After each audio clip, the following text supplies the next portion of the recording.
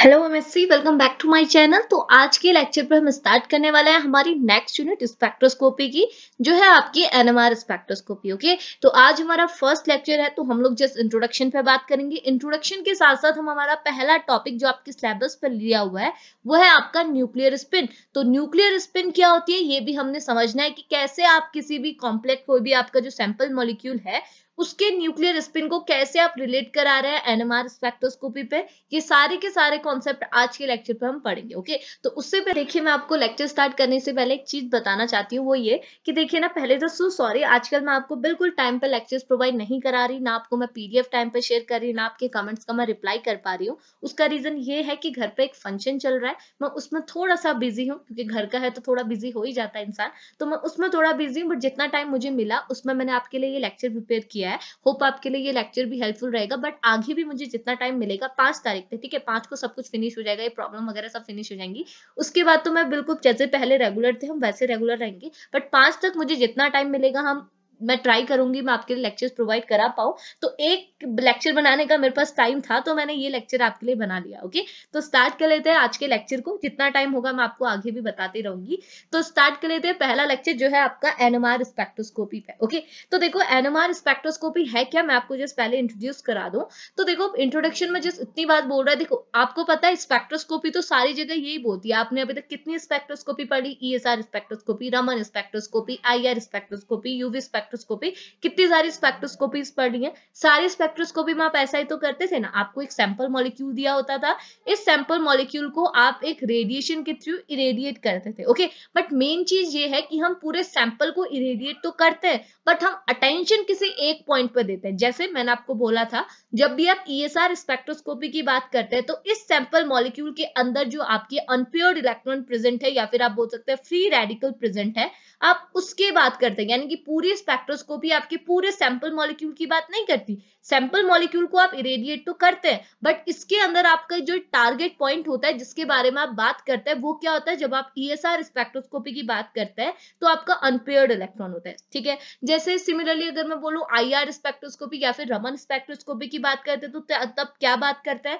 आप पूरे सैंपल की बात नहीं करते, पूरे सैंपल को आप इरेडिएट कर रहे हैं, बट इस सैंपल के अंदर जो आपके एटम्स हैं, एटम्स जो आपस में पूरा एक मॉलिक्यूल है ना, इस मॉलिक्यूल के अंदर एटम्स हैं। एटम्स मॉलिक्यूल बनाने के लिए क्या करेंगे? आपस में बॉन्ड बना के बैठे होंगे। तो इनमें जो इस मॉलिक्यूल के अंदर जो बॉन्ड होता है, उस बॉन्ड की बात करते हैं जब भी आप रमन स्पेक्ट्रोस्कोपी या फिर आईआर स्पेक्ट्रोस्कोपी की बात करते हैं। ओके, सिमिलरली क्या होता है जब आप एनएमआर स्पेक्ट्रोस्कोपी की बात करते हैं, आप यही फंडा फॉलो करते हैं कि आपका सैंपल मॉलिक्यूल होता है, इस सैंपल मॉलिक्यूल को आप इरेडिएट करते हैं कोई पर्टिकुलर टाइप की रेडिएशन से। लेकिन जो आपका सैंपल मॉलिक्यूल है, इसके अंदर जो टारगेटेड पोर्शन है वो है आपकी न्यूक्लियाई, यानी कि न्यूक्लियर मैग्नेटिक, जैसे इसके नाम से ही पता चल रहा है स्पेक्ट्रोस्कोपी तो है। स्पेक्ट्रोस्कोपी मतलब interaction of electromagnetic radiation with the sample molecule. तो यही चीज तो स्पेक्ट्रोस्कोपी होती है। और स्पेक्ट्रोस्कोपी आपको पता है नंबर ऑफ टाइप की होती है। तो सारे स्पेक्ट्रोस्कोपी में फंडा आप एक ही फॉलो करते हैं, बट सारे स्पेक्ट्रोस्कोपी के अंदर जो टारगेटेड पॉइंट है, जो इंफॉर्मेशन है, जिस चीज के लिए हम स्पेक्ट्रोस्कोपी करा रहे हैं, वो अलग अलग होती है। ओके, तो यहाँ पर को जब आप एनएमआर स्पेक्ट्रोस्कोपी पढ़ते हैं, उस एनएमआर स्पेक्ट्रोस्कोपी के अंदर क्या होता है, आपका यही फंडा चलेगा। बट इस फंडे में जो मेन पॉइंट होगा, जो आपका टारगेटेड पोर्शन होगा, वो क्या होगा? न्यूक्लियाई होगा। यानी कि ये क्या बोल रहा है? Nuclear magnetic resonance. जैसे आपका ईएसआर था ना, ईएसआर में आप क्या कहते थे? Spin sorry electron spin resonance. यानी कि ये फंडा जो आप ईएसआर में फॉलो करते थे, वो इलेक्ट्रॉन के रिस्पेक्ट में करते थे। वही फंडा अब आपने एनएमआर स्पेक्ट्रोस्कोपी में कराना है, बट इलेक्ट्रॉन की प्लेस में आपने न्यूक्लियाई लेना, और दोनों तो आपके सब एटॉमिक पार्टिकल्स रहते हैं। तो आपने क्या करना है? अब इलेक्ट्रॉन को छोड़ के अब आपने न्यूक्लियाई की बात करनी है। तो न्यूक्लियाई के केस में जब आप मैग्नेटिक रेजोनेंस को देखेंगे, इसी स्पेक्ट्रोस्कोपी को आप बोलते हैं nuclear magnetic resonance spectroscopy. Okay, अब देखो एनएमआर स्पेक्ट्रोस्कोपी भी अलग अलग टाइप की होती है। अभी हमने प्रोटॉन एनएमआर स्पेक्ट्रोस्कोपी पढ़नी है, जिसे आप 1H एनएमआर स्पेक्ट्रोस्कोपी भी बोलते हैं। ओके, तो आज हम लोग क्या पढ़ने वाले हैं? प्रोटॉन एनएमआर स्पेक्ट्रोस्कोपी, या फिर आप बोल सकते हैं 1H एनएमआर स्पेक्ट्रोस्कोपी। ठीक है, तो हम स्टार्ट कर लेते हैं अब लेक्चर। तो देखो होता क्या है, मैं आपको सिंपली बताती हूँ। एनएमआर स्पेक्ट्रोस्कोपी के अंदर जैसे यहाँ पर कुछ साफ साफ मैंने नोट्स के पर्पस पे लिखा है ताकि आपको सारी चीजें मिल जाए, मटेरियल वगैरह।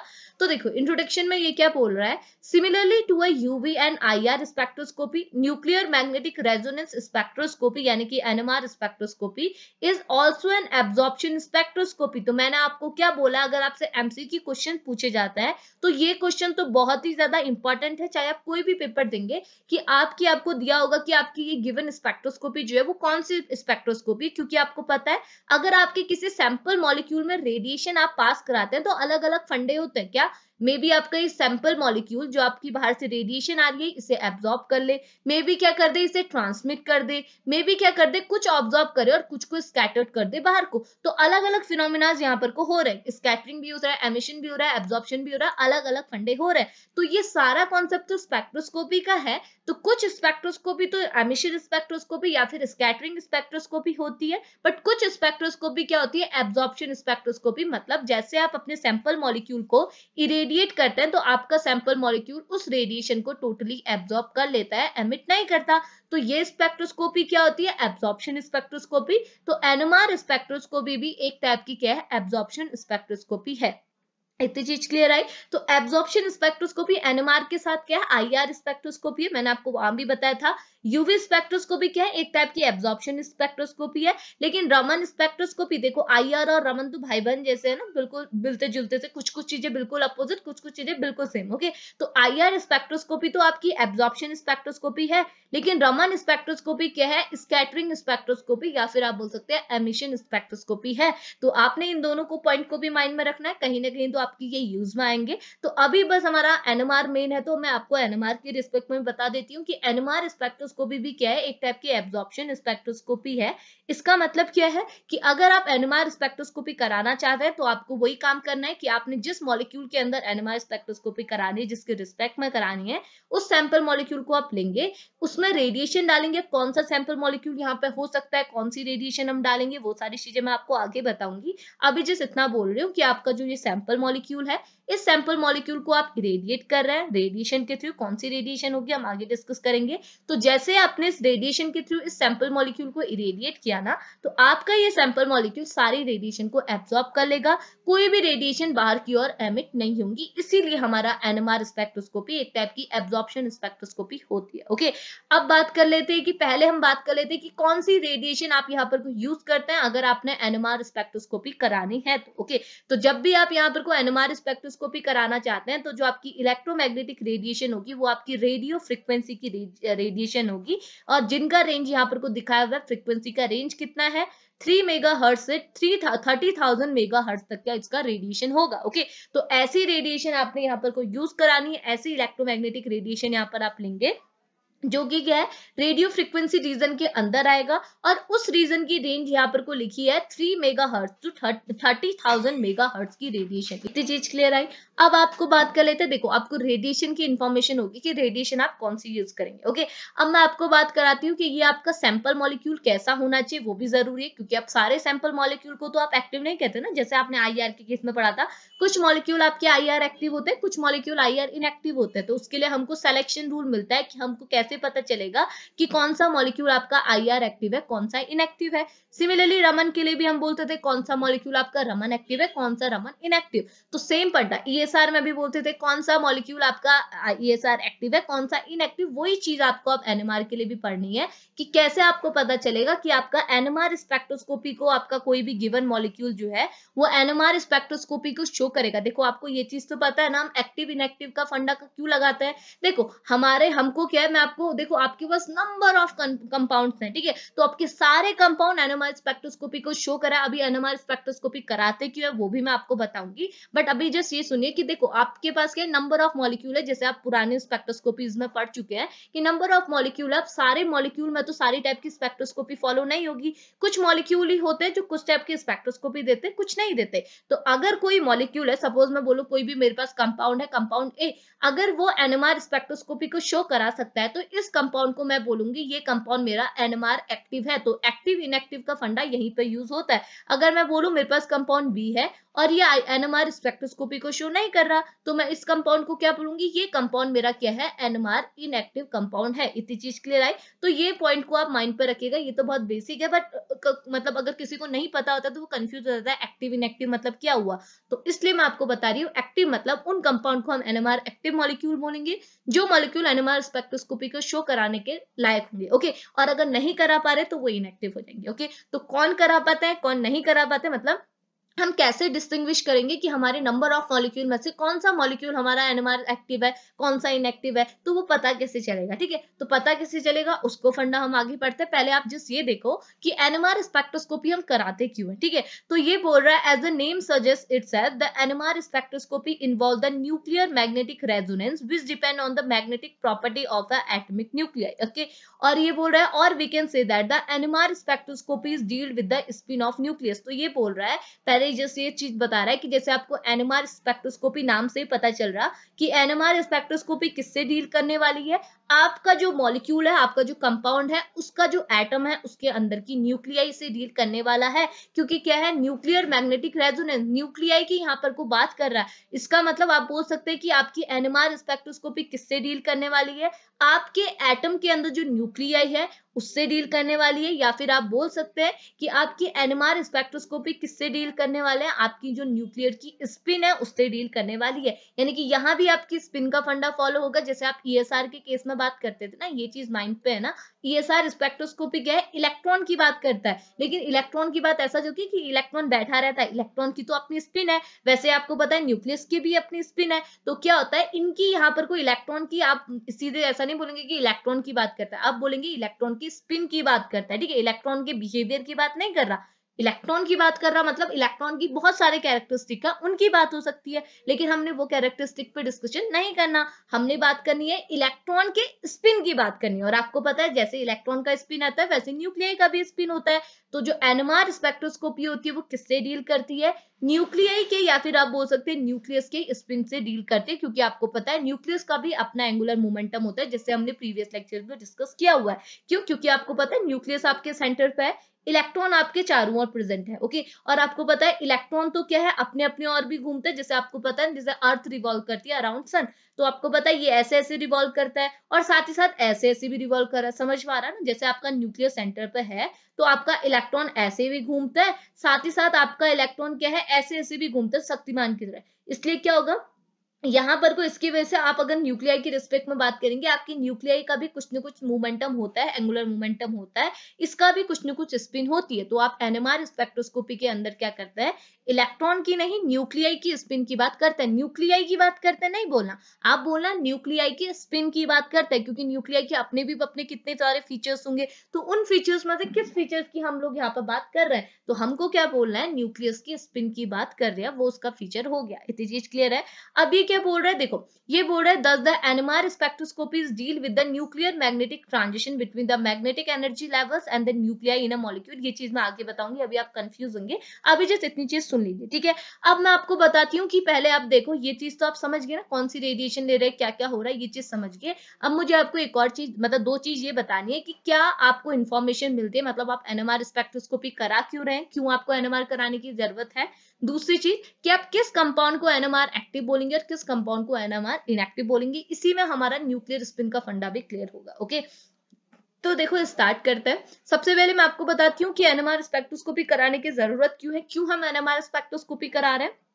तो ये बोल रहा है कि NMR ऑफ अ कंपाउंड, अगर आप किसी भी कंपाउंड का NMR स्पेक्ट्रोस्कोपी कराते हैं, किसी का भी NMR स्पेक्ट्रा ड्रॉ करते हैं, तो वो स्पेक्ट्रा आपको किस चीज की इंफॉर्मेशन देता है, ये देता है आपको information about the number of protons are present in a compound. आपके जो गिवन कंपाउंड है उसमें कितने नंबर के प्रोटॉन्स प्रेजेंट है, एक तो ये इंफॉर्मेशन देता है, और उसके साथ साथ आपको ये भी बताता है कि इन प्रोटॉन्स में से कौन से प्रोटॉन मैग्नेटिकली डिस्टिंक्ट एनवायरनमेंट में प्रेजेंट है। तो ये होता है कि हमारे पास कोई भी कंपाउंड है, जैसे हमारे पास कोई भी, मैं आपको ABC कोई भी कंपाउंड दे दूं, अगर इसमें क्या है प्रोटॉन्स प्रेजेंट है, यहाँ पर हमारे क्या है प्रोटॉन्स प्रेजेंट है, तो ये प्रोटॉन्स प्रेजेंट है, ये तो ठीक हो गया, लेकिन ये कंपाउंड में कितने प्रोटॉन्स क्या है एक ही टाइप के एनवायरनमेंट पे और कितने प्रोटॉन अलग टाइप के एनवायरनमेंट में प्रेजेंट है, ये सारे के सारे प्रोटॉन सेम नहीं है, ये सारे के सारे प्रोटॉन्स क्या अलग अलग अलग मैग्नेटिक एनवायरनमेंट में प्रेजेंट होता है। ये सारा फंडा को क्लियर करने के लिए कि आपकी जो कंपाउंड है, गिवन कंपाउंड है, जैसे मैं ABC ना लिख के अगर मैं इसे क्या बोल दूं, ये देखो कुछ इस टाइप का बता दूं, जैसे बेंजीन की बात कर लेते हैं। बेंजीन की हमने बात कर ली, यहाँ पर आपके प्रोटॉन्स प्रेजेंट है। ओके, इस प्रोटॉन्स में से, इन नंबर ऑफ प्रोटॉन्स में से कौन से प्रोटॉन सेम एनवायरनमेंट से बिलोंग कर रहा है, कौन से प्रोटॉन अलग एनवायरनमेंट में, मैग्नेटिकली डिस्टिंक्ट एनवायरनमेंट से बिहेव कर से बिलोंग कर रहा है, ये चीज को आइडेंटिफाई करने के लिए हम लोग एनएमआर स्पेक्ट्रोस्कोपी का यूज करते हैं। तो आपके सिलेबस में आगे जितने भी वो टॉपिक्स वगैरह दिए हुए ना, शील्डिंग इफेक्ट वगैरह, ये सारी चीजें, ये सारे का सारा फंडा क्या है, इसी से रिलेट करता है। तो वो बहुत ही ईजी है, आपको आगे भी क्लियर होगा। अभी जस्ट माइंड पे इतना रखिए कि हमको कोई भी गिवन कंपाउंड में कितने नंबर के प्रोटॉन्स है, और वो प्रोटॉन्स कितने टाइप के प्रोटॉन्स है, और कितने टाइप के मैग्नेटिकली डिस्टिंक्ट एनवायरनमेंट में वो प्रेजेंट है, इस चीज को आइडेंटिफाई करने के लिए ही हम लोग एनएमआर स्पेक्ट्रोस्कोपी का यूज करते हैं। ओके, इतनी चीज क्लियर है। तो हमने दो चीज तो समझ ली कि एनएमआर स्पेक्ट्रोस्कोपी है क्या, ये किस चीज की इंफॉर्मेशन हमें देती है। अब मैं आपको पर्टिकुलरली ये चीज बताती हूँ कि कौन से कंपाउंड को आप एनएमआर एक्टिव कहेंगे, यानी कि कौन सा कंपाउंड आपको एनएमआर स्पेक्ट्रा आप किसके लिए ड्रॉ कर सकते हैं, कौन सा कंपाउंड आपको एनएमआर स्पेक्ट्रोस्कोपी शो करेगा, उनको आप बोलेंगे एनएमआर एक्टिव। जो नहीं कर पाएगा ये सारी चीजें, मतलब आप जिनके लिए एनएमआर स्पेक्ट्रोस्कोपी फॉलो नहीं करा पा सकते, या फिर किसी के लिए आप एनएमआर स्पेक्ट्रा ड्रॉ नहीं कर सकते, ऐसे कंपाउंड को आप क्या बोलेंगे, एनएमआर इनएक्टिव कंपाउंड्स। ओके, तो ये होते कैसे हैं, कैसे हमें पता चलेगा, ये सारी चीजें हम आगे को डिस्कस करेंगे। ओके, तो इतनी चीज क्लियर आई। तो अभी जस्ट ये बोल रहा है, so that the NMR spectroscopy done only for those nuclei which having a spin. तो ये देखो, ये पॉइंट आप माइंड पर रखिएगा कि एनएमआर स्पेक्ट्रोस्कोपी हम उन कंपाउंड के लिए एप्लीकेबल कराते हैं, उन कंपाउंड में ही शो कराते हैं जिनके पास क्या होती है, न्यूक्लियाई में स्पिन होती है। क्योंकि आपने क्या बोला, आपने यही तो बोला ना, मैंने आपको क्या बोला, जैसे आप इलेक्ट्रॉन की बात करते थे, मैंने आपको एक चीज बताऊं ना, जब मैं आपको ईएसआर स्पेक्ट्रोस्कोपी पढ़ाई थी मैंने आपको, तो मैंने आपको क्या बोला था ईएसआर स्पेक्ट्रोस्कोपी में, कि सारे कंपाउंड, क्योंकि आपको पता है ईएसआर स्पेक्ट्रोस्कोपी किसकी बात कर रही है, इलेक्ट्रॉन की बात कर रही है, बट इलेक्ट्रॉन की बात नहीं करती, वो बात करती है अनपेयर्ड इलेक्ट्रॉन की, स्पिन की। ये इलेक्ट्रॉन आपका पेयर्ड नहीं होना चाहिए, ये क्या होना चाहिए, अनपेयर्ड होना चाहिए। क्यों? क्योंकि अगर ये इलेक्ट्रॉन आपका पेयर्ड फॉर्म में होगा तो सोचिए ना, यहाँ पर को क्या है, इसका मैग्नेटिक मोमेंट कैंसिल आउट हो जाएगा, तो यहाँ पर को टोटल अगर आप निकालेंगे तो वो 0 के इक्वल होगा। ओके, तो यहाँ पर को क्या है, कोई भी पेयर्ड इलेक्ट्रॉन नहीं प्रेजेंट होना चाहिए आपके कंपाउंड में। तो वो कंपाउंड जिसके पास अनपेयर्ड इलेक्ट्रॉन हो, या फिर आप बोल सकते हैं वो कंपाउंड जिसके पास फ्री रेडिकल हो, वो उन्हीं कंपाउंड्स के लिए आप ईएसआर स्पेक्ट्रा ड्रॉ कर सकते हैं, और उन्हीं कंपाउंड को हम ईएसआर एक्टिव कंपाउंड्स बोलते हैं। ओके, सिमिलरली क्या है, एनएमआर स्पेक्ट्रोस्कोपी किसकी बात करती है, एनएमआर स्पेक्ट्रोस्कोपी बात कर रही है आपकी न्यूक्लियाई की स्पिन की। बट प्रॉब्लम ये है कि सारी न्यूक्लियाई के पास स्पिन नहीं होता। तो सिंपल सी बात है कि जिन न्यूक्लियाई के पास स्पिन होगा, वो ही न्यूक्लियाई आपकी, वो ही कंपाउंड आपका एनएमआर स्पेक्ट्रा शो कर पाएंगी। अदरवाइज वो कंपाउंड जिसमें न्यूक्लियाई के पास स्पिन नहीं होगा, वो न्यूक्लियाई आपकी क्या है, इनएक्टिव होगी, यानी कि वो एनएमआर स्पेक्ट्रोस्कोपी शो नहीं करा पाएंगी। इतना सही तो फंडा था। तो आपको ये चीज भी पता चल गई कि कौन सा कंपाउंड आपको एनएमआर स्पेक्ट्रोस्कोपी शो कराएगा, कौन सा नहीं। तो आपको क्या बोलना है कि वो कंपाउंड आपको एनएमआर स्पेक्ट्रोस्कोपी शो कराएगा जिसके पास क्या होगा, जिसकी न्यूक्लियाई के पास क्या होगा, स्पिन होगा। क्योंकि न्यूक्लियाई के पास स्पिन हो जरूरी नहीं है, कुछ न्यूक्लियाई के पास स्पिन होता है, कुछ न्यूक्लियाई के पास स्पिन नहीं होता। तो आपकी एनएमआर स्पेक्ट्रोस्कोपी वो ही कंपाउंड शो कराएगा जिसकी न्यूक्लियाई के पास स्पिन हो। अगर न्यूक्लियाई के पास स्पिन नहीं है तो वो कंपाउंड आपकी एनएमआर स्पेक्ट्रोस्कोपी शो नहीं कराएगा। इतनी चीज क्लियर आई। अब आप ये सोचेंगे कि आपको कैसे पता चलेगा कि हाँ, आपके कंपाउंड में जो आपका जो मॉलिक्यूल है, जो आपका सैंपल मॉलिक्यूल है, उसमें जो एटम्स है, एटम्स के अंदर जो न्यूक्लियाई है, वो आप उस न्यूक्लियाई के पास स्पिन है या फिर नहीं है, कैसे पता चलेगा? अब हम देख के तो पता कर नहीं सकते। तो उसके लिए जो आपको कॉन्सेप्ट पढ़ना होता है, वो ही कॉन्सेप्ट होता है आपका न्यूक्लियर स्पिन का कॉन्सेप्ट। ओके, तो वही चीज अब हमने पढ़नी है कि न्यूक्लियर स्पिन क्या होता है, या फिर आप बोल सकते हैं न्यूक्लियर स्पिन क्वांटम नंबर क्या होता है। तो न्यूक्लियर स्पिन क्वांटम नंबर इस टर्म से, इस टाइप के इस कॉन्सेप्ट से हमको पता चलता है कि कौन सी न्यूक्लियाई के पास, जो आपका सैंपल मॉलिक्यूल है, सैंपल मॉलिक्यूल के अंदर जो एटम है, एटम के अंदर जो न्यूक्लियाई है, उस न्यूक्लियाई को कौन से कंपाउंड में जो न्यूक्लियाई है वो एक्टिव है, यानी कि उसके पास स्पिन है, और कौन से मॉलिक्यूल के अंदर जो न्यूक्लियाई है वो आपकी इनएक्टिव है, यानी कि उसके पास स्पिन नहीं है। तो ये कैसे पता चलता है? With the help of nuclear spin quantum number की हेल्प से हमको ये पता चलेगा कि आपकी न्यूक्लियाई स्पिन कंटेन करती है, मतलब उसके पास स्पिन है या फिर नहीं है। इस अकॉर्डिंग हमें पता चल जाएगा कि आपका कंपाउंड एनएमआर एक्टिव है या फिर नहीं है। कैसे, अगर आपको कोई मॉलिक्यूल दिया, मैं बोला कि मॉलिक्यूल ए है और एक मॉलिक्यूल बी है, ओके, अगर मैं बोलूं इस मॉलिक्यूल ए की जो स्पिन है वो आपकी मतलब इस ए मॉलिक्यूल के अंदर जो आपकी न्यूक्लियाई है उसके पास स्पिन है, ठीक है, उसके पास स्पिन है, उसमें स्पिन प्रेजेंट है, और बी का जो मॉलिक्यूल है इसके अंदर जो न्यूक्लियाई है उसके पास स्पिन एब्सेंट है, यानी कि इसके पास स्पिन है ही नहीं, ओके। तो ऑब्वियस सी बात है कि अगर इसके पास स्पिन है तो इस स्पिन का ही तो डिस्कशन हमने करना होता है, इस स्पिन की तो स्टडी हमने करनी होती है जब हम लोग एनएमआर स्पेक्ट्रोस्कोपी पढ़ रहे हैं, क्योंकि एनएमआर स्पेक्ट्रोस्कोपी किससे डील करती है, न्यूक्लियाई की स्पिन से। तो ए में अगर एक टाइप का जो मॉलिक्यूल है, इस ए मॉलिक्यूल के अंदर जो आपका न्यूक्लियाई है उस न्यूक्लियाई के अंदर स्पिन है, तो एनएमआर स्पेक्ट्रोस्कोपी इसके लिए अलाउड है, ओके। इसमें आप एनएमआर स्पेक्ट्रोस्कोपी शो कर सकते हैं, इस कंपाउंड के लिए एनएमआर स्पेक्ट्रा भी ड्रॉ हो सकता है। लेकिन अगर मैं इस बी कंपाउंड की बात करूं, इस बी कंपाउंड के अंदर जो न्यूक्लियाई है उस न्यूक्लियाई के अंदर स्पिन ही नहीं है, तो क्या होगा, एनएमआर स्पेक्ट्रोस्कोपी तो डील करती है न्यूक्लियाई के स्पिन से, और इस बी मॉलिक्यूल के अंदर जो न्यूक्लियाई है उसके बाद स्पिन ही नहीं है, तो इसमें क्या होगा, क्या ये एनएमआर स्पेक्ट्रोस्कोपी आप इसके लिए साथ डील करा सकते हैं, नहीं करा सकते हैं। तो क्या होगा, इस बी कंपाउंड के लिए आप बोलेंगे ये बी कंपाउंड एनएमआर इनएक्टिव है, साथ ही साथ इसके लिए क्या है, एनएमआर स्पेक्ट्रा ड्रॉ नहीं कर सकते। इतनी चीज क्लियर आई। अब आपको पता कैसे चलेगा, जैसे मैंने आपको बोला with the help of nuclear spin quantum number, आपको ये पता चला कि इस मॉलिक्यूल ए के पास स्पिन है और इस मॉलिक्यूल बी के पास स्पिन नहीं है, तो वो कैसे पता चला, इसकी हेल्प से न्यूक्लियर स्पिन क्वांटम नंबर की हेल्प से। अभी पता कैसे चलता है वो चीज देखो, न्यूक्लियर स्पिन क्वांटम नंबर को आप रिप्रेजेंट करते हैं आई से, तो आप जस्ट पहले इतना समझो कि जो न्यूक्लियर स्पिन क्वांटम नंबर है इसे हम एक्सप्लेन करते हैं, इसे हम रिप्रेजेंट करते हैं आई के टर्म से, ओके। आई मतलब होता है न्यूक्लियर स्पिन क्वांटम नंबर, आगे आप इसे बहुत ज्यादा यूज करने वाले हैं, ओके।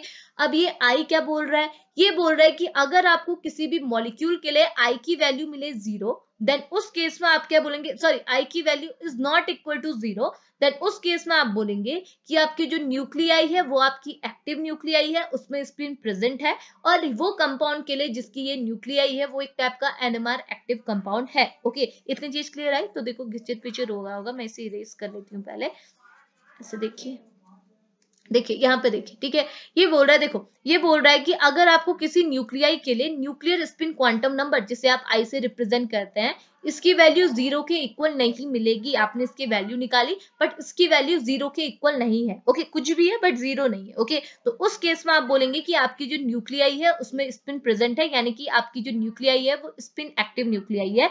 तो अगर आपकी न्यूक्लियाई स्पिन एक्टिव है तो ये न्यूक्लियाई जिस कंपाउंड की होगी वो कंपाउंड आपका क्या होगा, एनएमआर एक्टिव कंपाउंड होगा। इतनी चीज क्लियर आई। सिमिलरली अगर मैं बोलूं कि आपकी अगर न्यूक्लियाई है, उस न्यूक्लियाई के लिए अगर आपने आई की वैल्यू निकाली, यानी कि spin nuclear spin quantum number की आई की वैल्यू निकाली और आई की वैल्यू आपको 0 मिल गई, एग्जैक्ट 0, ओके, तो उस केस में बोलेंगे कि जो आपकी न्यूक्लियाई है वो आप उस न्यूक्लियाई के अंदर स्पिन प्रेजेंट नहीं है, तो अगर स्पिन प्रेजेंट नहीं है तो आप बोलेंगे स्पिन इनएक्टिव न्यूक्लियाई, और ये न्यूक्लियाई जिस कंपाउंड की होगी वो कंपाउंड आपका क्या होगा, एनएमआर इनएक्टिव कंपाउंड होगा। इतनी चीज क्लियर आई। तो ये फंडा था आपका न्यूक्लियर स्पिन क्वांटम नंबर का। इतनी चीज क्लियर है। अब आप बोलेंगे आपको अब ये कैसे पता चलेगा कि भाई आपका आई की वैल्यू आपकी 0 है या फिर 0 के इक्वल नहीं है, यानी कि 0 होगी तो आप बोल देंगे कि चलो ये तो सिंपल है, अगर आपने बोला 0 है तो आपकी न्यूक्लियर क्या है, इनएक्टिव है, अगर 0 के इक्वल नहीं है तो वो एक्टिव है। बट मेन चीज ये आ गई कि ये आई की वैल्यू 0 कब है, आई की वैल्यू 0 कब नहीं होगी, ये आपको कैसे पता चलेगा, ओके। तो इसको पता करने के लिए हमको आगे का डिस्कशन करना होगा जो आपको बताएगा न्यूक्लियर स्पिन क्या होता है, जो आपका ये टॉपिक है, देखो न्यूक्लियर स्पिन क्या होता है, ओके। तो अब देखो हम आगे को डिस्कस करते हैं। तो देखो ना, अब मैं आपको यहाँ पे एक्सप्लेन करती हूँ न्यूक्लियर स्पिन का क्या फंडा और quantum number, nuclear spin quantum number का क्या फंडा है, ठीक है। तो देखो ना, ये मैंने आपको ईएसआर स्पेक्ट्रोस्कोपी के केस में भी समझाया था। तो होता क्या है, पहले आप जिस एक लाइन समझो, पहले पहली लाइन आप पढ़ो। ये बोल रहा है एज वी नो दैट जब आपकी जैसे आपके सब एटॉमिक पार्टिकल्स होते हैं ना, इलेक्ट्रॉन्स, प्रोटॉन, न्यूट्रॉन, तो हम ये क्या इमेजिन करते हैं, हम ये सोचते हैं कि ये जो पार्टिकल्स है, सब एटॉमिक पार्टिकल्स, ये अपनी एक्सिस पर रिवॉल्व कर रहे हैं, ओके। तो इनको अपनी एक्सिस में रिवॉल्व करने की वजह से क्या है, आपको पता है ये चार्ज बॉडी तो अपनी एक्सिस में रिवॉल्व करती है, तो ये स्पिन जनरेट करती है, यानी कि इन सबके पास क्या होता है, अपना अपना स्पिन होता है। ओके, और आपको पता है एनएमआर स्पेक्ट्रोस्कोपी बोलो या फिर आप ईएसआर स्पेक्ट्रोस्कोपी बोलो, दोनों स्पेक्ट्रोस्कोपी किसकी बात करते हैं? सब एटॉमिक पार्टिकल्स की स्पिन की बात करते हैं। जैसे आपको पता है एनएमआर स्पेक्ट्रोस्कोपी किसके बारे में बात करती है?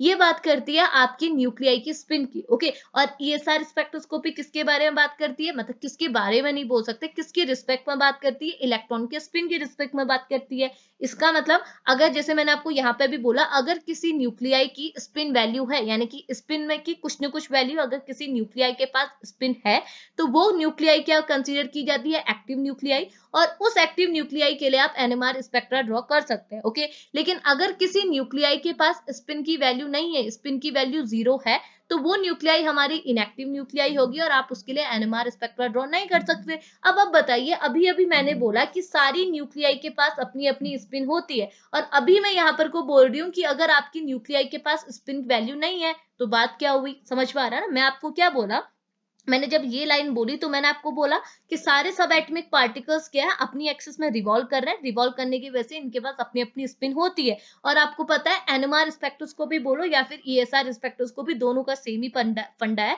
दोनों क्या है, इस इलेक्ट्रॉन की स्पिन या फिर आप बोल सकते हैं न्यूक्लियाई की स्पिन की बात करते हैं। अगर आपके कंपाउंड में, अगर आपके एटम में जिसके लिए आप स्पेक्ट्रा ड्रॉ करना चाहते हैं, उस एटम के न्यूक्लियाई के पास या फिर इलेक्ट्रॉन के पास स्पिन है, तब आप जाके स्पेक्ट्रा ड्रॉ कर सकते हैं। अदरवाइज नहीं है तो आप उसके लिए स्पेक्ट्रा ड्रॉ नहीं कर सकते। बट यहाँ पे मैंने बोला कि सारे सब एटॉमिक पार्टिकल्स के पास स्पिन है, तो यहाँ पे मैं ऐसा क्यों बोल रही हूँ कि आपकी न्यूक्लियाई के पास स्पिन नहीं है, स्पिन की वैल्यू 0 है? इसका रीजन ये है ना, देखो आपकी जो न्यूक्लियाई होती है ना, अगर जैसे मैं इलेक्ट्रॉन की रिस्पेक्ट में बोलती हूँ, आप इलेक्ट्रॉन की रिस्पेक्ट में आसानी से समझेंगे। देखो, अगर आपके पास कोई, मैं बोलूं कि आपके पास एक ऐसा कंपाउंड है, ए आपका एक कंपाउंड है, बी आपका दूसरा कंपाउंड है। ओके, मैंने बोला ये जो आपका ए कंपाउंड है, इसके पास भी इलेक्ट्रॉन है, इसके पास भी इलेक्ट्रॉन है। अब आप बोलेंगे अगर इन दोनों के पास इलेक्ट्रॉन है, तो दोनों के पास स्पिन है और दोनों के लिए हम लोग ईएसआर स्पेक्ट्रा ड्रॉ कर सकते हैं। बट नहीं, देखो अगर इसके पास, मैं बोलूं इसके पास 2 इलेक्ट्रॉन है, इसके पास 1 इलेक्ट्रॉन है, तो क्या होगा? इसके पास भी इलेक्ट्रॉन है, इसके पास भी इलेक्ट्रॉन है, दोनों के पास इलेक्ट्रॉन है, तो दोनों के पास इलेक्ट्रॉन के पास स्पिन होती है, तो दोनों के पास स्पिन भी है।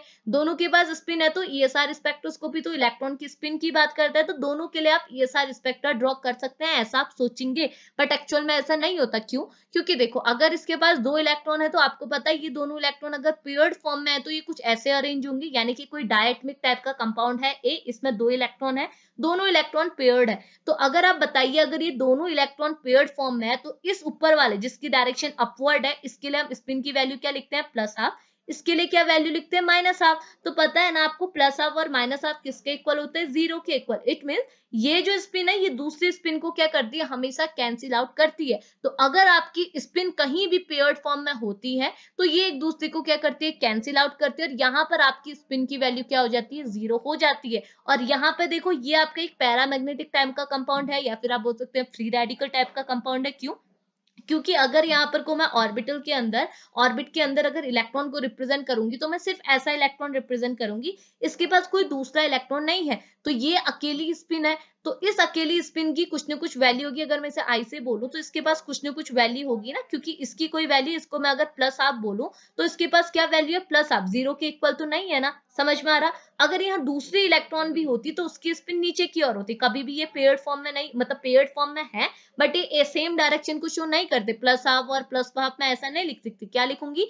एक को प्लस हाफ, तो दूसरे को लिखूंगी माइनस हाफ, क्योंकि एक ऊपर डायरेक्शन की ओर है, एक अपवर्ड है, तो एक क्या होगा? डाउनवर्ड होगा। तो यहाँ पे क्या होगा? प्लस हाफ, और दूसरा क्या होगा? Minus half. तो क्या होता है? इनकी वैल्यू इक्वल होती है 0 के। लेकिन यहाँ पे मैंने बोला कि मेरे पास सिर्फ एक इलेक्ट्रॉन है, अगर एक ही इलेक्ट्रॉन है, तो इसके लिए वैल्यू क्या होगी? इसकी वैल्यू होगी प्लस हाफ के इक्वल। यानी कि यहाँ पर कोई स्पिन की कुछ न कुछ वैल्यू है, यहाँ पर स्पिन की वैल्यू 0 है। तो देखो यहाँ पर को, अगर आपकी इलेक्ट्रॉन हो या फिर आप अपनी न्यूक्लियाई की बात करें, अगर उनकी स्पिन क्या होगी? पेयर्ड फॉर्म में होगी, तो वो 0 के इक्वल होती है। और अगर 0 के इक्वल हो, तो हमने क्या बोला? अगर आपका आई 0 के इक्वल होगा, तो क्या होगा? वो आपका स्पिन इनएक्टिव कंसीडर किया जाएगा, क्योंकि ये इसको इनएक्टिव कर देगा, इनएक्टिव होगा। तो इस टाइप के कंपाउंड के लिए, ए टाइप के कंपाउंड के लिए आप स्पेक्ट्रा ड्रॉ नहीं कर सकते। आप समझ में आया? सारे कंपाउंड के पास स्पिन तो होगी, बट स्पिन क्या है? दूसरी स्पिन को कैंसिल आउट कर सकती है। अगर ये एक दूसरे को कैंसिल आउट कर देंगे तो इनकी वैल्यू कुछ होगी ही नहीं। तो हमने ये चीज माइंड पर रखना है। इसी को आप अगर एनएमआर की रिस्पेक्ट में देखेंगे, न्यूक्लियाई के स्पिन की रिस्पेक्ट में देखेंगे,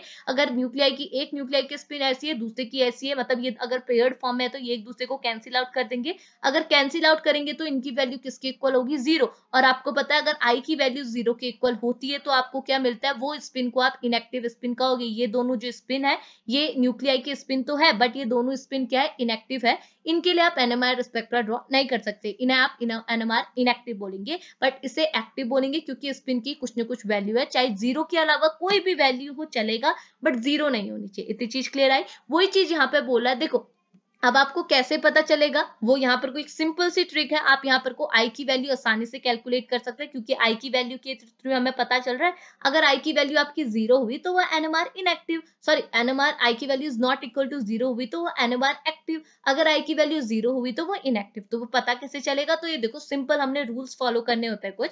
ये बोल रहा है एग्जाम्पल के लिए यहाँ पर लिया है कि आपके पास कुछ एटम्स हैं, जैसे आपके कार्बन 12 की अगर आप बात करेंगे, यहाँ पर को जो आपके स्पिन होते हैं ना वो हमेशा पेयर्ड फॉर्म में होता है, पेयर्ड होते हैं एक दूसरे के साथ, ठीक है। तो न्यूक्लियाई की जो स्पिन होते हैं वो एक दूसरे के साथ पेयर्ड होती है।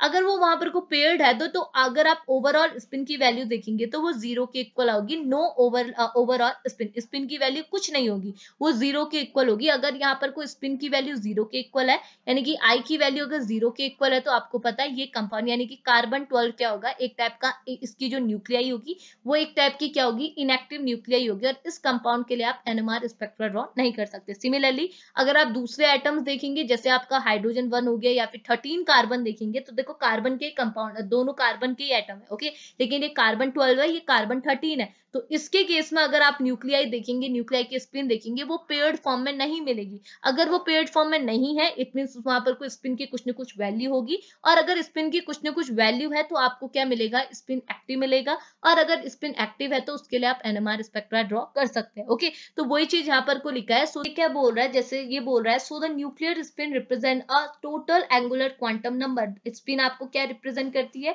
Total spin quantum number of A nucleus with the symbol ms। आप यहाँ पर को ms टर्म का यूज करते हैं अगर आप न्यूक्लियाई की स्पिन को की बात करते हैं, तो ओके। तो एक अगर आप डेफिनेशन देखना चाहेंगे अपनी न्यूक्लियर स्पिन की, तो आपको ये डेफिनेशन वगैरह यहाँ पर को प्रॉपरली मिल जाएंगी। आप ये सारी चीजें पढ़ लीजिएगा, मैं आपको नोट शेयर कर लूंगी। अभी आगे को कैसे क्या बात कर रहा है वो जस्ट सुन लीजिए। ये बोल रहा है ना, देखो अब आपको कैसे पता चलेगा कि आपकी आई की वैल्यू 0 है या फिर आई की वैल्यू 0 के इक्वल नहीं है। अगर आपको पता है 0 के इक्वल होगी तो उस केस में क्या होगा? अगर आई की वैल्यू 0 के इक्वल है, इट मींस वहां पर को स्पिन क्या होगा? इनएक्टिव होगा। I is equal to 0 means spin is inactive.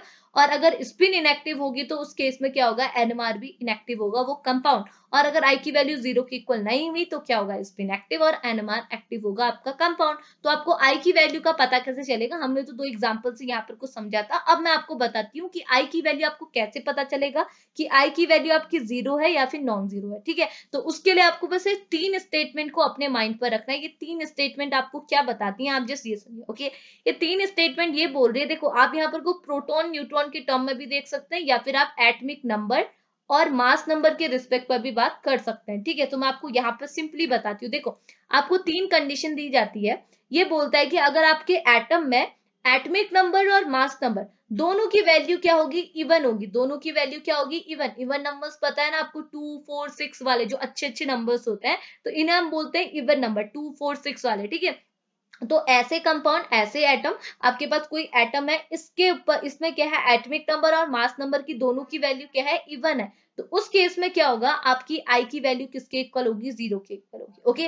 और इसके अलावा अगर आपको कुछ भी मिला कि इन दोनों की वैल्यू ऑड हो या फिर एक की ऑड हो दूसरे की इवन हो, तो उस केस में क्या होगा? आई की value is not equal to 0। बस इतना सा फॉर्मूला आपने अपने माइंड पर रखना है। इतनी चीज क्लियर आई? तो देखो आप यहाँ पर देखो, ये यहाँ पर को क्या है, इसने प्रोटॉन और न्यूट्रॉन के टर्म में बोला है। अगर आप प्रोटॉन न्यूट्रॉन बोलना चाह रहे हैं, आप प्रोटॉन न्यूट्रॉन बोल लीजिए। अगर एटॉमिक नंबर मास नंबर बोलना चाहें तो भी बात ठीक है, दोनों में बात ठीक है, ओके। तो जैसे यहाँ पर ये बोल रहा है, देखो आपको एग्जाम्पल दिया है कार्बन का और ऑक्सीजन का, ठीक है। तो यहाँ पे देखो, यहाँ पर atomic number 6, mass number 12, okay. तो एटॉमिक नंबर और मास नंबर दोनों क्या है, 6 और 12। तो आपको पता है 6 और 12 क्या है, एक टाइप की इवन नंबर है। तो दोनों अगर इवन है तो इस केस में मैंने क्या बोला, इनके लिए आई की वैल्यू क्या होती है, 0 के इक्वल। तो इसके लिए आई की वैल्यू किसके इक्वल होती है, 0 के इक्वल। और अगर आई इज इक्वल टू 0 है, इट मीन इसकी जो न्यूक्लियाई है वो भी आपकी क्या होगी, इनएक्टिव न्यूक्लियाई होगी। और अगर न्यूक्लियाई ही इनएक्टिव है तो इसके लिए आप क्या है, एनएमआर स्पेक्ट्रा ड्रॉ नहीं कर सकते। इतनी चीज क्लियर आई। सिमिलरली ऑक्सीजन के रिस्पेक्ट पर देखो, ये ऑक्सीजन का एटॉमिक नंबर 8, लेकिन मास नंबर यहाँ पर को दिखाया 16। अगर 8 और 16 वाला आपका एटम है ऑक्सीजन, तो इस केस में क्या है, 8 भी आपका इवन नंबर, 16 भी आपका इवन नंबर। तो इसके लिए भी आई की वैल्यू क्या होगी, इज इक्वल टू 0। अगर आई आपका 0 हो गया तो स्पिन क्या होगी, आपकी इनएक्टिव हो जाएगी। और अगर स्पिन इनएक्टिव है तो इस कंपाउंड के लिए, यानी कि इस एटम के लिए आप एनएमआर स्पेक्ट्रा ड्रॉ नहीं कर सकते हैं। इतनी चीज क्लियर आई, ये चीज समझे। ये दूसरा स्टेटमेंट क्या बोल रहा है, दूसरे स्टेटमेंट में भी मैं आपको एटॉमिक नंबर और मास नंबर की रिस्पेक्ट में बता रही हूँ, वरना अगर आपको न्यूट्रॉन प्रोटॉन के टर्म में पढ़ना है तो मैं आपको थ्योरी तो शेयर करती हूँ, आप वहां से देख लीजिएगा। ये सेकंड स्टेटमेंट में ये बोल रहा है कि अगर आपका इन दोनों में से, एटॉमिक नंबर और मास नंबर में से कुछ भी ऑड हो और कोई इवन हो, मतलब ये वाला केस हो कि एक ऑड एक इवन, तो इसमें भी आपका काम चल जाएगा, एक ऑड होना ही चाहिए।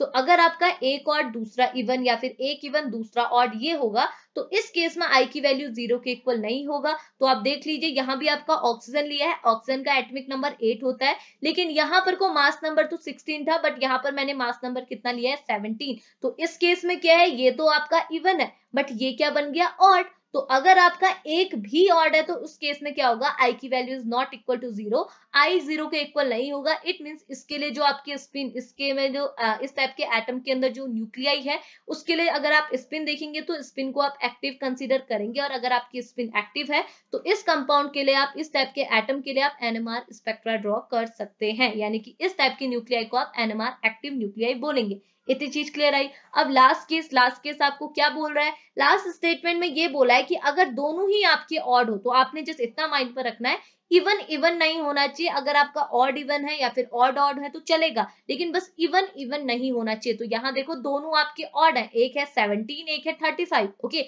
तो ये क्लोरीन की बात कर रहा है, क्लोरीन 17, ये है आपका 35।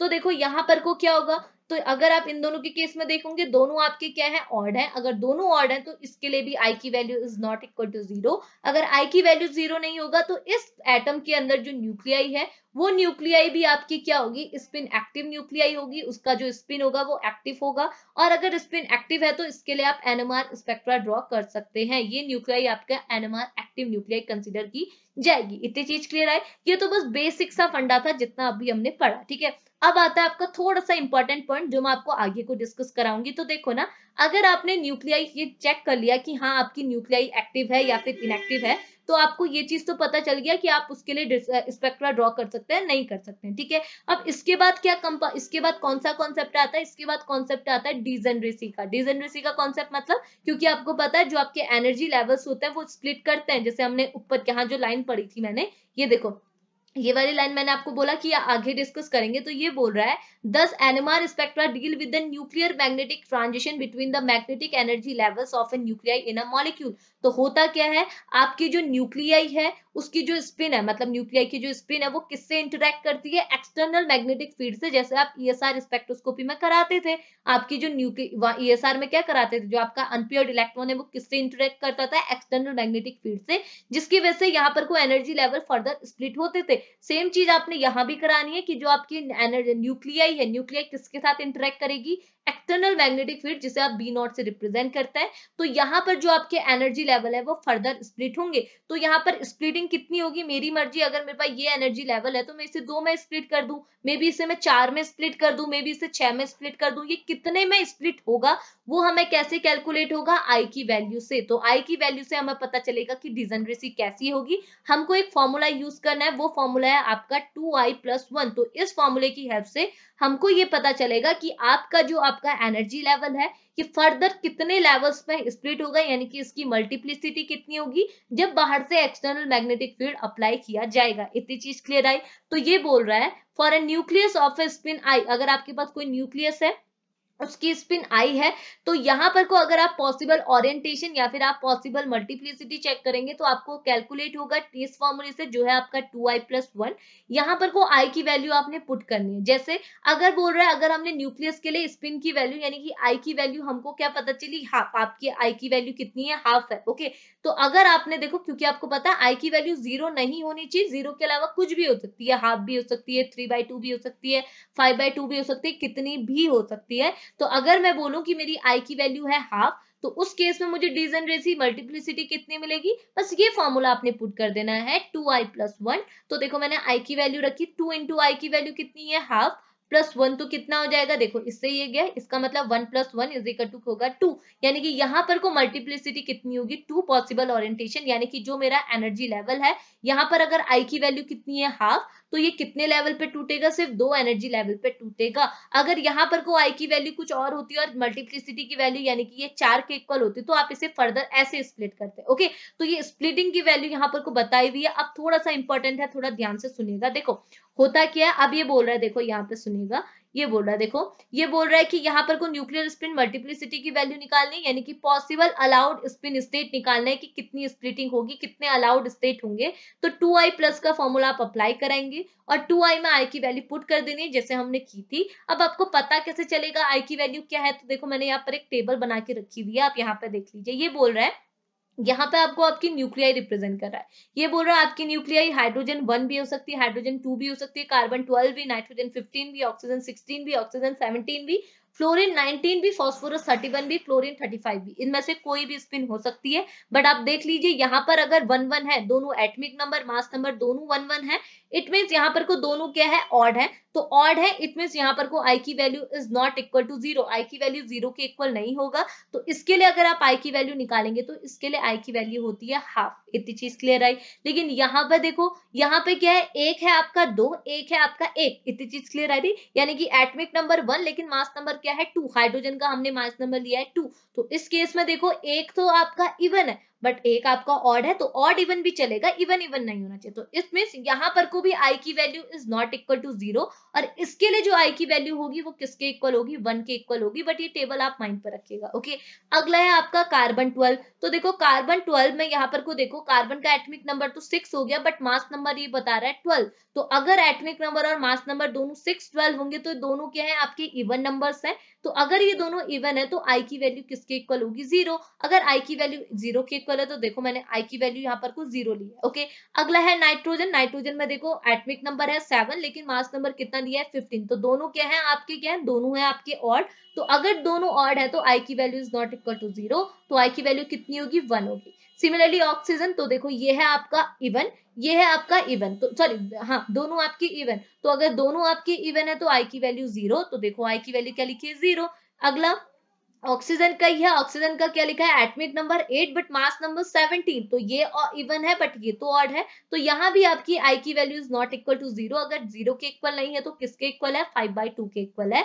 अगेन फ्लोरीन में क्या है, 9 हो गया आपका फ्लोरीन का एटमिक नंबर, बस मास नंबर कितना हो गया, 19। दोनों आपके ऑड नंबर्स हैं तो आई की value is not equal to 0। अगर 0 के इक्वल नहीं है तो किसके इक्वल होगी, आई की वैल्यू होगी हाफ के इक्वल। इतनी चीज क्लियर आई। सिमिलरली फास्फोरस के केस में देखो, फास्फोरस का atomic number is 15 but mass number 31, और दोनों आपके क्या है, ऑड नंबर्स हैं। अगर ऑड नंबर है तो आई की value is not equal to 0। अगर 0 के इक्वल नहीं है तो किसके इक्वल है, हाफ के इक्वल है। ओके, अगला क्लोरीन के केस में देखो, क्लोरीन का एटमिक नंबर 17, मास नंबर 35, दोनों आपके ऑड नंबर है। It means I is not equal to 0। अगर 0 के इक्वल नहीं है तो किसके इक्वल है, 3/2।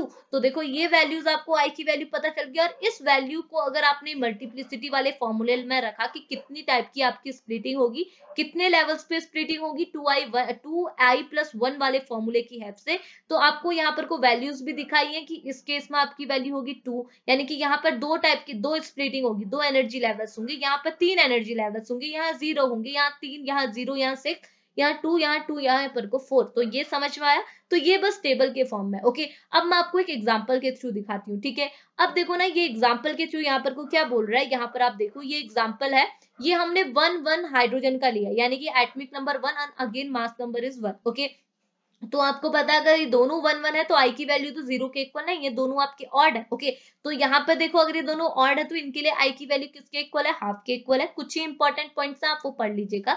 तो अगर आई की वैल्यू हाफ है तो आप स्पिन स्टेट निकालेंगे, आपको पता चला ये वैल्यू किसके इक्वल है। यहाँ पर आपने आई की वैल्यू निकाली हाफ, और ये किसकी है, 1h1 की है। ओके, ये आपका लेवल है। ओके, अब देखो ना यहाँ पर स्पिन स्टेट अगर आपने कैलकुलेट करना है तो आपने फॉर्मूला लगाया 2i+1, और आई की वैल्यू हाफ रखी तो आपको कितना मिला, 1+1 यानी कि 2, यानी कि न्यूक्लियर स्पिन मल्टीप्लिसिटी, यानी कि ये एनर्जी लेवल कितने लेवल्स पर अगेन टूटेगा, 2 एनर्जी लेवल, और आपने यहाँ पर को 2 एनर्जी लेवल दिखा दिए। ओके, अब होगा क्या, यहाँ पर को आपके जो न्यूक्लियाई होंगे वो क्या होंगे, देखो ऐसे होंगे। अगर आपके पास 2 न्यूक्लियाई है तो ये कैसे प्रेजेंट होंगे, एक ऐसे, एक ऐसे। ठीक है, ये आपके अपोजिट डायरेक्शन में आपकी न्यूक्लियाई ऐसे ही तो होता है ना, एक आपका ऊपर वाली डायरेक्शन में, एक नीचे वाली। इसको हम प्लस हाफ बोलते हैं, इसको हम माइनस हाफ बोलते हैं। ओके, तो इनिशियली क्या होता है, दोनों की एनर्जी होती है इक्वल। ये दोनों एनर्जी, दोनों स्पिन की एनर्जी क्या होती है, बराबर होती है। चाहे आप क्लॉकवाइज लो चाहे आप एंटी क्लॉकवाइज लो, इनकी एनर्जी होती है बराबर। ओके, तो यहाँ पर को क्या है, जैसे आपकी कितने लेवल्स निकले, 2 लेवल्स निकले ना, ये देखो आपके 2 लेवल्स निकले, और यहाँ पर वैल्यू कितनी थी, हाफ थी। ओके, तो ये 2 लेवल्स में क्या होगी, एक की वैल्यू होगी प्लस हाफ, एक की वैल्यू होगी माइनस हाफ। तो देखो अब मेरी मर्जी, इसे मैं प्लस हाफ दूं या फिर इसे मैं प्लस हाफ दूं। ऐसा आप सोच रहे होंगे कि हम ऊपर भी प्लस हाफ कर सकते हैं या नीचे प्लस हाफ कर सकते हैं, समझ में आ रहा। यहाँ पर भी क्या हो जाएगा, प्लस हाफ या फिर माइनस हाफ, यहाँ पर प्लस हाफ या फिर माइनस हाफ, कुछ भी हो सकता है, आपकी मर्जी, आप किसी को भी ऊपर नीचे रखें।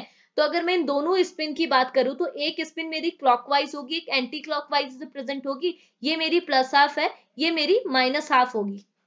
समझ में आ रहा ना, यहाँ पर हमारी स्पिन क्या निकली, हाफ निकली। स्पिन की वैल्यू क्या है, हाफ। तो एक स्पिन मेरी ऊपर की ओर होगी क्लॉकवाइज, एक मेरी नीचे की ओर होगी डाउनवर्ड होगी, जिसे मैं माइनस हाफ से रिप्रेजेंट करूंगी। ओके, तो देखो आपको पता है कि देखो मैंने यहाँ पर एनर्जी डायग्राम से शो करा है कि ये मेरा आपका हाइड्रोजन 1h1 का है आपका एनर्जी लेवल, एनर्जी डायग्राम। तो देखो इनिशियली क्या है, आपने अपने जो हाफ एनर्जी लेवल है, वन हाइड्रोजन, वेट कीजिए 1 मिनट, इसे मैंने यहाँ पर लिखा है 1 हाइड्रोजन 1 के लिए मैंने आई की वैल्यू निकाली, मेरी कितनी निकली, हाफ। ओके, तो हाफ मैंने क्या है, दो टाइप के हाफ हो सकता है, प्लस हाफ माइनस हाफ। तो मैंने इन दोनों को क्या है, सेम एनर्जी का शो करा है, एक बराबर लेवल पे रिप्रेजेंट किया है, किसी को भी ऊपर किसी को भी नीचे नहीं किया, क्योंकि इन दोनों की एनर्जी क्या है, इक्वल है। ये जो लेवल है ये आपको एनर्जी रिप्रेजेंट कराता है, यहाँ पर आप एनर्जी, तो देखो दोनों की एनर्जी बराबर है, दोनों एक ही लेवल पे प्रेजेंट है। ओके, लेकिन क्या होता है आपको पता है, यहाँ पर आप बाहर से एक्सटर्नल मैग्नेटिक फील्ड अप्लाई कराते हैं, जैसे आप ईएसआर की केस में कराते थे।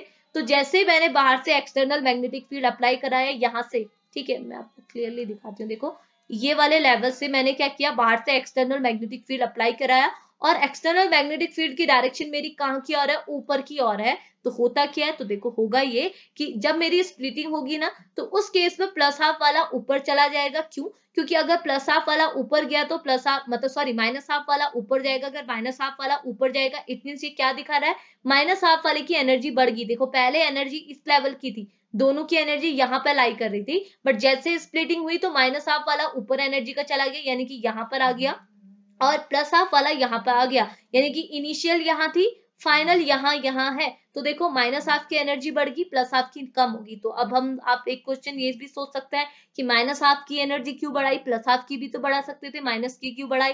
तो इसका रीजन ये है कि आप देखेंगे, अगर आप इनकी स्पिन की डायरेक्शन देखेंगे ना, अगर आप ये देखो प्लस हाफ के केस में देखो, प्लस हाफ की डायरेक्शन क्या है, अपवर्ड है। ओके, और प्लस हाफ की डायरेक्शन अपवर्ड है, और बाहर से एक्सटर्नल मैग्नेटिक फील्ड की डायरेक्शन भी क्या है, अपवर्ड है। ओके, इन दोनों की डायरेक्शन अपवर्ड होने की वजह से क्या होता है, हम प्लस हाफ को क्या है, लोअर एनर्जी का दिखाते हैं। लेकिन माइनस हाफ के केस में आप देखो, माइनस हाफ नीचे की ओर है, और आपका क्या है, मैग्नेटिक फील्ड की डायरेक्शन ऊपर की ओर है। तो क्या होगा, यहाँ पर को रिपल्शन ज्यादा होता है, रिपल्शन ज्यादा होने की वजह से स्प्लिटिंग, ये वाला जो लेवल है, ये जो माइनस हाफ है, ये क्या होता है, हायर एनर्जी लेवल पर शिफ्ट हो जाता है, जिससे हम यहाँ पर को शो कराते हैं कि ये आपका मोर एनर्जी का हो गया, ये आपका लेस एनर्जी का हो गया। इतनी चीज क्लियर आई। तो बस यही फंडा था। तो ऐसे आप क्या करते हैं, अपना एनर्जी डायग्राम शो कराते हैं। इतनी चीज क्लियर है। अगर यही मेरे क्या होंगे 3/2 के, अगर मैं बोलूं कि ये जो लेवल है मेरे हैं 3/2, ओके, 3/2 प्लस 3/2 या फिर माइनस 3/2, मैंने यहाँ कोई दूसरा एटम ले रखा है जिसके लिए आई की वैल्यू आपको 3/2 मिली। ओके, अगर आई की वैल्यू 3/2 है तो इट मीन एक प्लस 3/2 एक माइनस 3/2। और अगर आप स्प्लिटिंग देखेंगे तो आई थिंक ये 4 एनर्जी लेवल पे स्प्लिट करेगा, और अगर ये 4 एनर्जी लेवल पे स्प्लिट करेगा तो आपका जो प्लस 3/2 और आपका क्या होगा, 4 एनर्जी लेवल्स क्या क्या होंगे, एक होंगे आपके प्लस 3/2, एक होगा आपका -3/2,